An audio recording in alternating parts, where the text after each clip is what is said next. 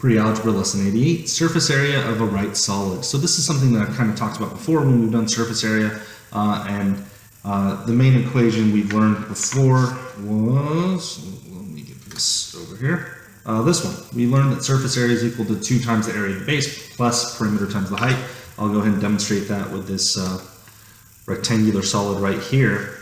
Okay, so if I wanted to find the surface area, I can pick two identical sides to be the base and the roof, so base, roof, and I would find the area of that shape, multiply it by 2 for top and bottom, then I take the perimeter of that shape, right, and I multiply it by the height to get the entire surface area. The reason why I'm doing perimeter times height, again, I'll explain it like this. So let's say I were to take the area of all of these surfaces, right? Let's say this side is 2 and this side is 8, 2 and 8.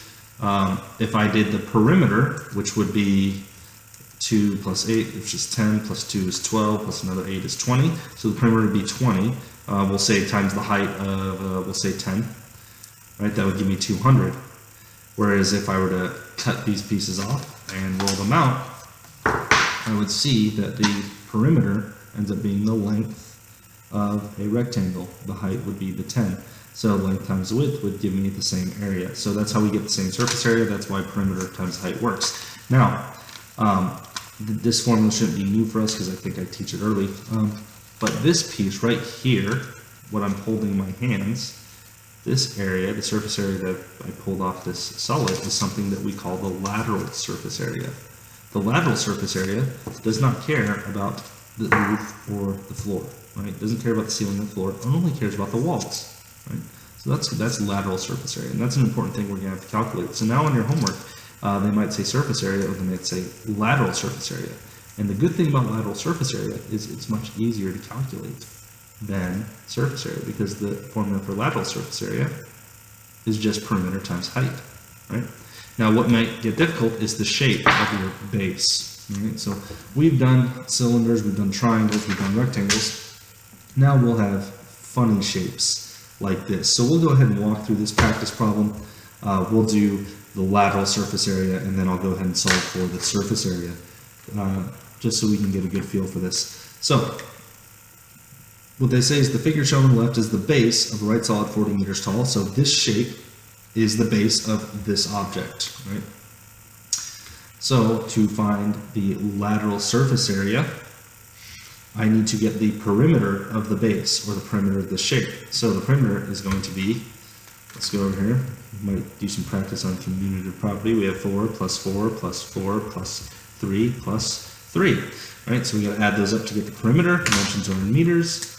So let's see here, I could do, okay, that's 6. Hey, 6 and 4 is 10. 4 and 4 is 8. 8 and 10, 18. Ta-da, perimeter of the base is 18 meters. The height is 40 meters tall, so I have to take this, multiply it by 40, and we go ahead and let that 0 hang off the end.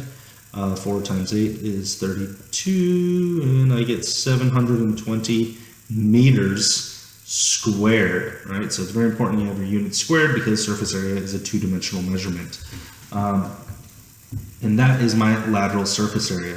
So lateral surface area is equal to 720 meters squared. Now, how do I find my actual surface area? Let's say I had to do that. Well, I'd have to go back and add the area of the base as well.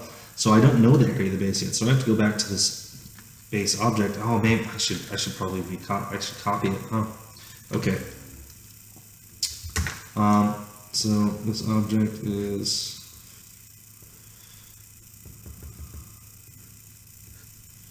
4, 4, 4. Oh no, I just realized something. I can't do. I cannot do the entire surface area of this object because they did not give me the height of this triangle. I do not know how tall that triangle is, and no, we cannot make it up. That would not be mathematic. That would be wrong. Okay, so I can't find surface area of this object, but let's say they did give us the height. You know, let's pretend they gave us a height of 2. Yeah, that'll work. Okay. So let's pretend the height is 2. The area of the base would be this plus that, so that'll be 16.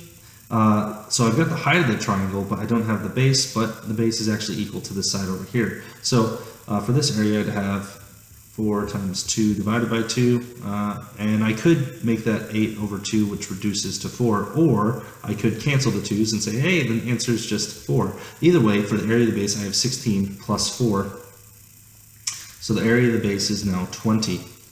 Now, remember, for the full surface area, I have to take that, add it to what times the area of the base? 2. So 2 times 20 gives me 40. 40 plus 720 gives me 760, and my units are still squared, and that is the full surface area. Alright, that's it for this lesson. If you guys have any questions, let me know on the school website, and make sure you memorize these formulas, okay? Memorize and understand. Alright, have a great day.